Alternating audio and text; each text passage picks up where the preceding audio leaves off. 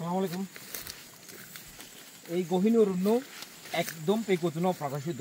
এটা পেকু উপজেলার অন্তর্ভুক্ত একটা এরিয়া। এটা হচ্ছে টৈটং স্টেশন থেকে প্রায় 12 থেকে 13 কিলোমিটার ভিতরে সবচেয়ে বেশি গহীনে, এবং এখানে যাতায়াতের একমাত্র ওয়ে হচ্ছে বাইক নিয়ে কোনো মতো আসা যাবে, কিন্তু অন্য কোনো পরিবহন এখানে আনার ব্যবস্থা নেই। এই জঙ্গলটা পেকু উপজেলাতে একমাত্রই অপ্রকাশিত, যেখানে মানুষজন খুবই কমে আসে। আমার মনে হয় না আমি এ পর্যন্ত কোনো ভিডিও ফুটেজ বা কোনো দেখি প্রামাণ্য চিত্র দেখি না এটা নিয়ে। কেউ এখানে আসার সাহসও করে না, কারণ এখানে সবচেয়ে বেশি ভয়টা হচ্ছে হাতির ভয়, এবং জঙ্গলে শিয়ালও আছে। মোটামুটি এখানকার জীবনযাত্রার কথা বলতে গেলে এখানে কোনো বসতি নেই।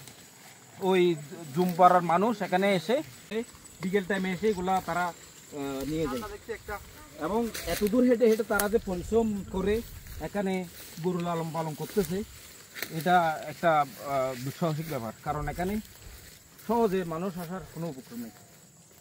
আমাদের টিমটা নিয়ে আমরা একটু সাহস করে চলে আসলাম, কিন্তু দেখা যাচ্ছে আমাদের এখানে লেবুর নেশায় মুক্ত। আমরা সেরা লেবু পাইছি, কাগজি লেবু, তারপরে পেয়ারা পাইছি। এই যে দেখেন লেবু ধরে ঝুলে আছে, কিন্তু খাওয়ার মতো মানুষ নেই। এখানে যারা লেবু চাষ করছে ফরেস্ট থেকে এই লেবুগুলো সংগ্রহ করে বাজারে বিভিন্ন জায়গায় বিক্রি হয়। কিন্তু এগুলো যদি আমাদের মতো এলাকা হতো তাহলে এগুলাকে একদম ছিন্ন বিচ্ছিন্ন করে ফেলতো। কত সুন্দর করে ধরে বসেছে, এগুলো একদম কীটনাশক মুক্ত, এখানে কোনো ফরমালিন নেই।